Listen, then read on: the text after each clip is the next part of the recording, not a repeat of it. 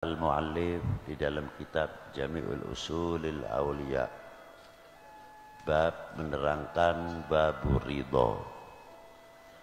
Bab ridho itu dibagi 3 bagian. Yang pertama, ridhonya orang-orang awam. Ridhonya orang awam itu mau menerima dan ridho diagamai agama Islam, sehingga kita sering mengucapkan raditu billahi robba wa bil islami dina wa bi sayyidina Muhammadin sallallahu alaihi wasallam nabiyya wa rasula. Kami sepakat atau tidak bahwa kami ridho diagamai agama ridho tidak?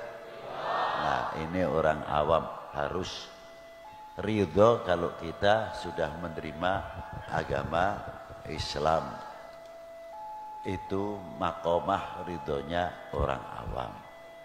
Sedangkan makomatur ridho itu kedudukannya paling tertinggi dalam dunia tasawuf. Di bawah makomatur ridho, makomatil mahabbah. Makomatil mahabbah dan makomatur ridho tidak bisa dipisah-pisahkan. Karena makomatur ridho akan menerima keberadaan apa adanya. Contoh yang ringan saja, kalau tadi kita masalah agama, tapi kita masalah ke bawah amalah harian kita sendiri. Kalau orang belajar ridho dalam rumah tangga itu biasa. Rezeki itu tidak semuanya sama. Rezeki itu pasang surut. Ketika rezeki banyak, alhamdulillah mungkin bisa nambah lauk pauk. Tapi bila mana pas-pasan, ada ikan, ada tempe saja, sudah alhamdulillah. Ada lagi pakai sambal, ada pakai uyah garam sajalah, cukup pakai lalat. Kalau makomatur ridho itu mewarnai, kita tidak akan kecewa atau kita menggerutu. Ini kok tidak ada lauk pauknya. Justru kembalikan kepada Allah, ini rezeki dari Allah Subhanahu wa ta'ala. Dan akan menghormati kepada yang memberikan rezeki. Walaupun toh itu bentuknya ikan asin atau sambal atau lalap-lalaban. Menghormati kepada si pemberinya.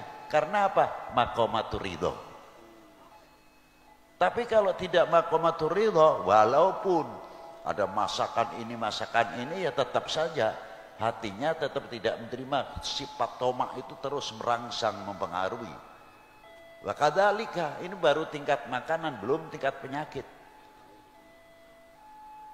Ini lain, ini bagiannya aulia-aulia atau ulama-ulama khawas ini. Saya tidak berani menerangkan yang kedua ataupun yang ketiga. Ini sendiri yang makomatil awam.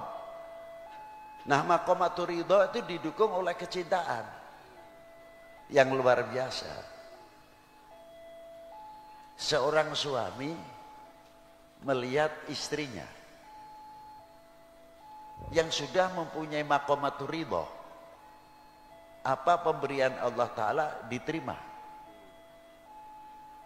Melihat sang istri sudah banyak penyakitan dan fisiknya berubah karena sudah banyak melahirkan, akan menikmati atas pemberian Allah Ta'ala, ridho. Hatinya itu ridho melihat istri yang demikian. Sebaliknya, si istri pun akan ridho melihat suaminya yang mana tadinya kuat mencari nafkah dan sebagainya. Karena fisiknya sudah mulai menurun, ya maklum saja. Untuk benteng-benteng supaya hati itu tidak kemasukan syayatin, lebih-lebih nafsu, bentengnya adalah mahabbah, cinta dan ridho. Luar biasa.